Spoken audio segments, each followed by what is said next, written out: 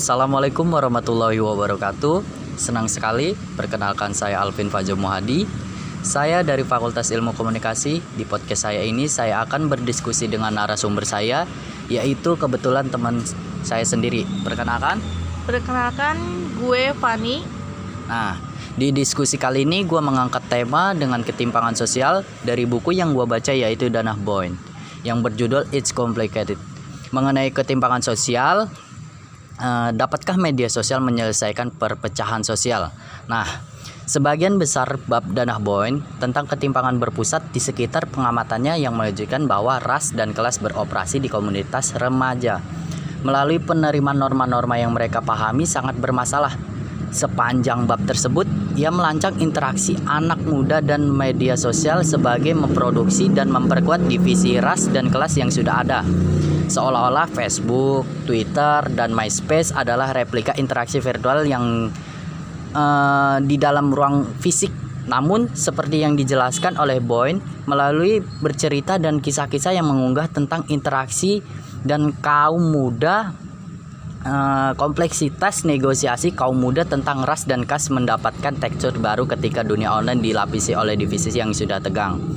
Nah, narasi ini terjalin karena kegagalan teknologi baru, platform sosial dan inklusif dalam instruksi mereka menggunakan dari Microsoft Kinect yang tidak mengenali orang berkulit gelap atau hitam. Nah, sikap rasisme bermain sendiri secara online dalam agresi habis-habisan. Di samping itu, untuk microaggression tetap muka yang lebih tipikal pemisahan dalam jaringan online dan melalui algoritma teknologi sosial. Nah, selain itu ketimpangan sosial mendapat sementara itu dia menyoroti taktik mempermalukan publik yang menanggapi rasisme online, yaitu juga seperti yang dia tunjukkan bahwa melayani satu faktor strategis dalam pekerjaan anti rasis, di mana para aktivis media sosial muda seperti mereka yang menjadi bagian dari Youth Radio, Where Is My Public Servant, dan proyek Pemuda Hitam yang bertindak dalam solidaritas terhadap rasisme dan klasisme menggunakan media sosial sebagai strategi utama. Yaitu dugaan saya adalah bahwa dengan cara yang bervariasi dan kompleks, bahwa anak muda jangan mengeksplorasi, menyetujui dan memahami rasisme dan klasisme melalui pengalaman dan percakapan mereka secara online. Nah, di sini alih-alih mengecewakan atau bertentangan dengan pandangan Boyd, itu menambah kompleksitas tambahan. Mungkin yang lebih penting, mereka membantu membangun kaum muda sebagai aktor politik yang kompeten, tertarik, yang peduli, dan berupaya menuju perubahan konstruktif dalam komunitas online, offline, dan hybrid mereka.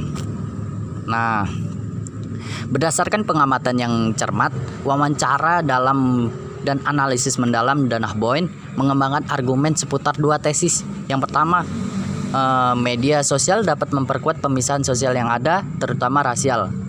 Remaja Amerika yang berkumpul dan dipisahkan oleh berkumpul berbasis ras dan kelas dapat ditemukan baik di kampus maupun di dunia maya. Kemudian yang kedua, pemisahan sosial seperti itu yang diperpanjang dari kehidupan nyata ke media sosial dapat berkontribusi terhadap ketidaksetaraan sosial karena penggunaan media sosial mungkin telah menghasilkan akses yang tidak setara terhadap informasi, pengetahuan, modal sosial, dan jenis sumber daya sosial lainnya. Nah, yang gua tanyakan kepada narasumber saya adalah, bisakah media sosial menyelesaikan perpecahan sosial? Menurut lo? Menurut gue bisa. Nah, menurut lo bagaimana sih fenomena penggunaan media sosial di masyarakat dewasa ini? Mungkin saat ini perkembangan teknologi itu tidak dapat dipungkiri mengalami kemajuan yang sangat pesat. Nah, salah satunya adalah teknologi internet. Terbukti dari anak SD sampai mahasiswa, bahkan bapak ibu lanjut usia dapat menggunakannya. Dari perkotaan sampai pedesaan sudah mengenal yang namanya internet. Perlu kita sadari, saat ini kita sudah terlalu ketergantungan dengan internet, salah satunya untuk mengakses media sosial. Media sosial ya. Iya. Nah, sekarang yang gue tanyain, setuju nggak sih sekarang ini media sosial seperti sebuah daerah pribadi gitu? Menurut gue sih setuju, karena di mana penggunaannya dapat mencurahkan atau menulis apapun yang ada di pikiran mereka ataupun yang sedang mereka rasakan tanpa dia sadari dampak dari perbuatannya tersebut. Bahwa sosial media ini dapat dibaca oleh publik mulai dari sedih, galau, sebal, senang, lapar, ngantuk maupun marah. Mereka semua curahkan di media sosial, tidak apa jika curahan tersebut tidak menyinggung pengguna sosial media yang lainnya. Namun, jika curahan tersebut terdapat unsur sara di dalamnya, maka konflik pun tidak dapat dihindari. Seperti pepatah mengatakan, mulutmu adalah harimaumu. Maka sama halnya dengan sosmedmu adalah harimaumu. Untuk itu, kita harus bijak dalam berkomunikasi menggunakan sosial media. Nah, sekarang gue mau tanya nih, ada nggak sih undang-undang dalam penggunaan media sosial itu? Menurut lo? Menurut gue sih ada. Itu peraturannya yang tertuang dalam Undang-Undang ITE atau 11 nomor 2008 tentang informasi dan transaksi elektronik. Oke. Nah, gini nih, kan pada era globalisasi ini sekarang ketimpangan sosial menjadi dampak yang sulit dihindari di tengah masyarakat nih. Bukan hanya sekedar dampak minimnya pendidikan dan kemampuan individu, melainkan juga dampak sistematik dari perubahan sosial. Nah, dampak ketimpangan sosial itu, sepengetahuan lu tuh ketimpangan sosial itu dapat mempengaruhi ke berbagai bidang apa aja sih yang lu tahu? Nah, untuk sepengetahuan gue tuh kayak bidang ekonomi, perekonomian. Nah, perekonomian itu hanya tumbuh di beberapa wilayah dengan sumber daya yang dikuasai oleh golongan tertentu. Nah, contohnya dari apa itu contohnya? Nah, contohnya itu kayak perubahan teknologi yang mengakibatkan banyak orang memiliki pengetahuan tertentu yang dapat terlibat dalam produksi. Di sisi lain, produksi yang dilakukan di dalam negara akan dipindahkan ke negara lain dengan alasan keamanan dan efisiensi. Selain itu, Mungkin di bidang apa lagi sih yang ada selain bidang ekonomi? Selain itu ada apa? ya mungkin di bidang politik. Nah, di bidang politik itu terdapat dominasi ekonomi negara maju terhadap negara lain yang berdampak pada dominasi di bidang politik. Contohnya apa nih? Contohnya mungkin Amerika Serikat yang dikenal sebagai negara superpower memberikan pengaruh pada negara-negara lain dari segi kebijakan internasionalnya.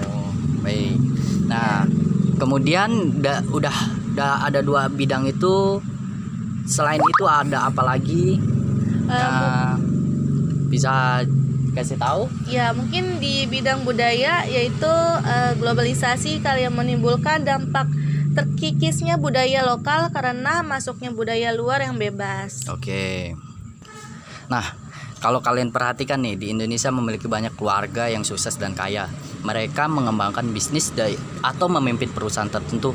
Rumah yang mereka tinggali pun besar dan mewah, lengkap dari mobil-mobil keluaran terbaru yang terparkir di garasi mereka. Tapi di sisi lain, tidak jarang juga kita menemukan pengemis, pengamen, dan pedagang kaki lima yang setiap harinya bekerja mati-matian untuk mendapatkan uang demi makanan sehari-hari. Perbedaan tersebut termasuk bentuk dari ketimpangan sosial. Nah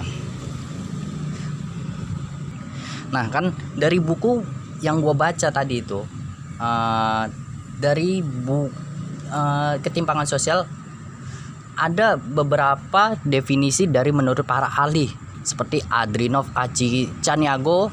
Ketimpangan sosial adalah buah dari pembangunan yang berfokus pada ekonomi dan melupakan aspek sosial. Nah, sementara itu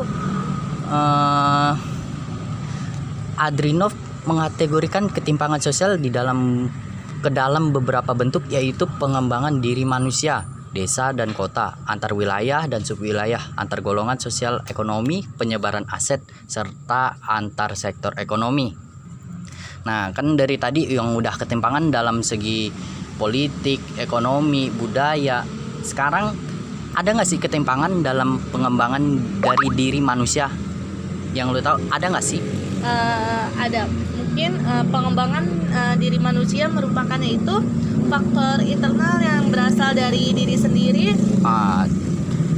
Terus contohnya apa?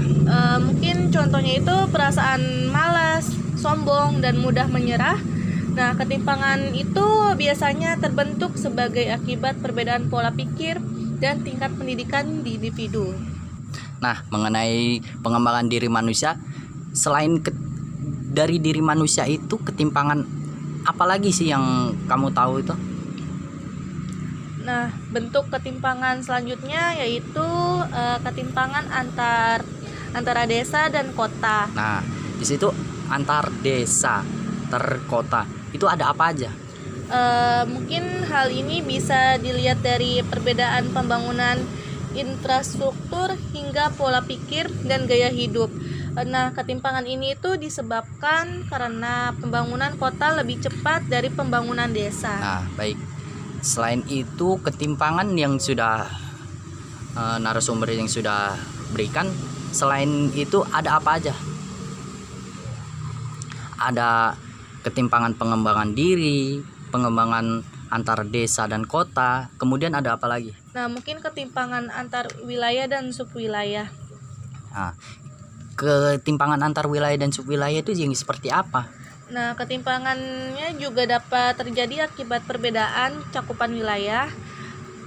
Subwilayah memiliki mungkin cakupan dan aksesnya yang lebih kecil dari wilayah. Contohnya itu mungkin pembangunan yang hanya terjadi di daerah utama dan tidak termasuk subdaerah. Oke.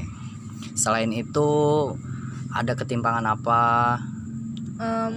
Selain itu ada ketimpangan antar golongan sosial ekonomi. Nah, itu contohnya apa sih? Ketimpangan antar golongan sosial ekonomi? Ya, itu contohnya itu kesenjangan golongan di mana golongan atas mendapatkan akses yang lebih baik dari golongan bawah. Nah, contohnya itu kayak akses pendidikan dan kesehatan. Oh, baik. Oke. Nah, menurut lo ada nggak sih ketimpangan sosial itu dalam aspek ekonomi di Indonesia? Ada. Nah, menurut lo itu ketimpangan sosial itu apa sih? Dari tadi kita udah bicarain ketimpangan. Nah, sekarang ketimpangan itu apa? Ketimpangan sosial itu apa? Ya, menurut gue sih ketimpangan sosial yaitu pembedaan kelas sosial akibat adanya ketidakseimbangan dalam kehidupan masyarakat dalam era globalisasi seperti ini. Terlebih dengan koneksi internet yang mudah didapat, memungkinkan kita melihat kehidupan di luar yang tidak hanya di sekitar kita. Selain itu, kita bisa dengan mudah mencari di media sosial berbagai contoh ketimpangan sosial, apalagi dalam aspek ekonomi. Nah, perbandingan gaya hidup kelas-kelas ekonomi yang terbentuk di masyarakat sekitar rawan menimbulkan kecemburuan sosial. Tidak bisa dipungkiri bahwa faktor ekonomi sendiri dianggap menjadi faktor utama munculnya ketimpangan sosial di masyarakat. Nah, ketimpangan ini penyebab utamanya karena pembangunan ekonomi yang tidak merata. Oke. Nah, lalu bagaimana sih ketimpangan sosial itu terjadi tuh? Ketimpangan itu apa penyebabnya? Coba. Nah, ketimpangan sosial dapat terjadi dalam kehidupan masyarakat dikarenakan adanya ketidakseimbangan dalam kehidupan bermasyarakat. Oke. Adanya perubahan jumlah penduduk, penemuan baru, kurangnya pemukiman, kurangnya fasilitas usaha, sulit mendapatkan peluang kerja, dan kekurangan akses pendidikan ditambah dengan masuknya budaya luar yang masuk ke dalam suatu negara. Nah, ketimpangan sosial itu bisa dilihat sebagai efek dari tekanan struktural, maka muncul istilah kemiskinan struktural yang disebabkan oleh kesenjangan kebijakan-bijakan. Para ahli menyatakan kemiskinan struktural dialami suatu golongan masyarakat yang tidak dapat mengakses sumber pendapatan yang sebenarnya tersedia bagi mereka. Nah, berbicara dengan ketimpangan sosial, apa aja sih faktor ketimpangan sosial ekonomi yang lo tahu, mulai dari yang kelihatan secara fisik apa sih? Kan ada faktor-faktornya itu pasti kan. Nah, Ya. faktornya apa aja sih? Mungkin faktor itu ada berapa terjadi ketimpangan sosial di ekonomi yang ada di Indonesia. Mungkin yang pertama itu ada kebijakan pemerintah yang tidak adil. Nah, mungkin ada persebaran penduduk, ada kualitas dan diri masyarakat dan lapangan pekerjaan serta kemiskinan. Oke. Nah, menurut lo ketimpangan sosial di Indonesia masih tinggi nggak sih? Menurut lo aja. Menurut gue Nggak. sih masih karena jumlah penduduk miskin di Indonesia yang buat tahu menurut Badan Pusat Statistik atau BPS, angka kemiskinan tinggi, kesenjangan antar daerah juga dinilai masih tinggi. Selain itu juga pemerintah terus berusaha menekan angka kemiskinan dengan meluncurkan program Keluarga Harapan atau yang disebut PKH sejak tahun 2007 atau pada masa kepemimpinan Presiden Susilo Bambang Yudhoyono. Oke. Berbicara tentang ketimpangan, dari yang pertama tadi kita bicarakan